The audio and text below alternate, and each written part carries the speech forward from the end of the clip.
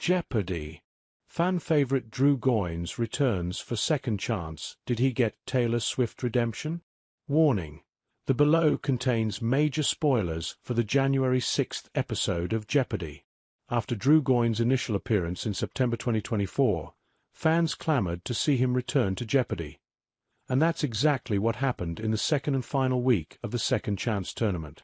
In fact, he even got a bit of redemption after he previously missed out on a Taylor Swift question.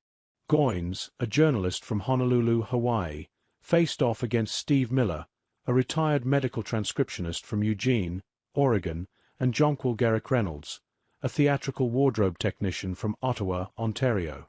The three hoped to advance to the January 9th finals and then join Will Yancey in the Champions Wild Card event, beginning January 13th. Early on, Goins had control of the game, leading at both breaks in the Jeopardy! Round and doubling his score with the first daily double. In historic history he correctly answered. The 1973 Arab-Israeli War occurred during these two periods, one Jewish and one Islamic, both of which involve fasting. What are Ramadan and Yom Kippur?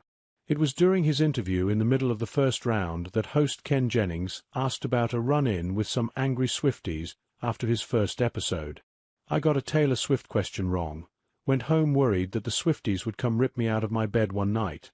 But it turns out the angry Swiftie was my brother, who's here today, Goins shared. The night before taping, he had prepared an entire practice board for me, and while the goal may have been to just get through it and he had more stuff to study, it was entirely Taylor Swift. Jennings suggested he might have a second chance here, since that's what second chance is for. Well, Goins certainly did, with the last clue of the Jeopardy!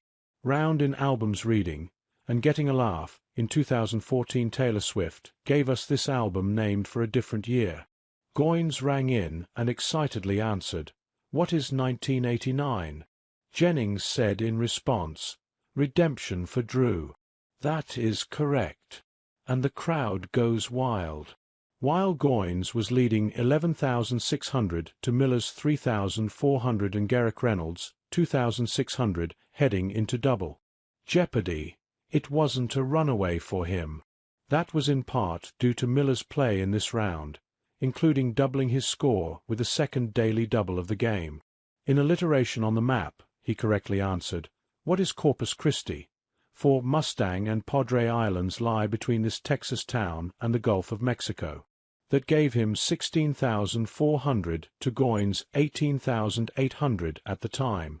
But Goins got the third daily double and still led going into Final Jeopardy! With 33,400 to Miller's 18,400 and Garrick Reynolds' 9,800. All three players correctly answered, in 21st Century Business, with "What is Tinder?"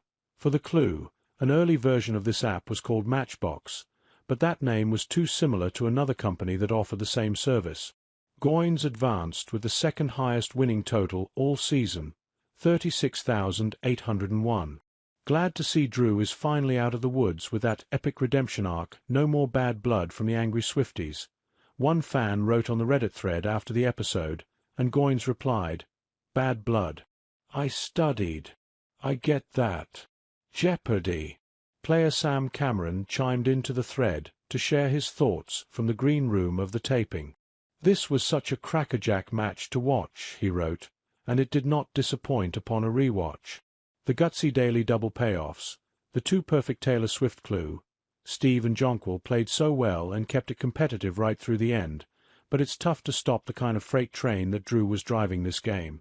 Serious congrats to all three players. What a fantastic way to kick off the week." Player Zoe Grobman, also on this week's schedule, added, "Jonquil was the first competitor I met, while waiting for the elevator at the hotel.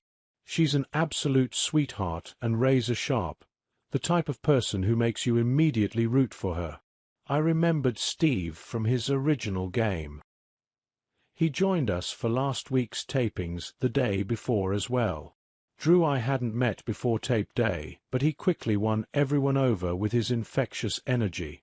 In other words, when they announced today's competitors, I felt bad that only one of them could win." Grobman also shared that the games were taped on Election Day. There was a nervous energy in the air. It was honestly a huge relief for us to have to turn off our phones and entertain each other instead of doom-scrolling online, she wrote.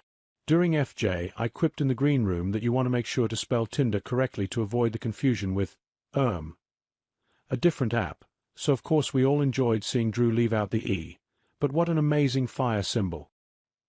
He was immediately joking about it himself when he came back to the green room.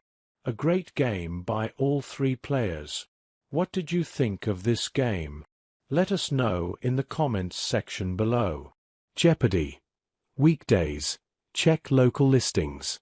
Read the latest entertainment news on TV Insider.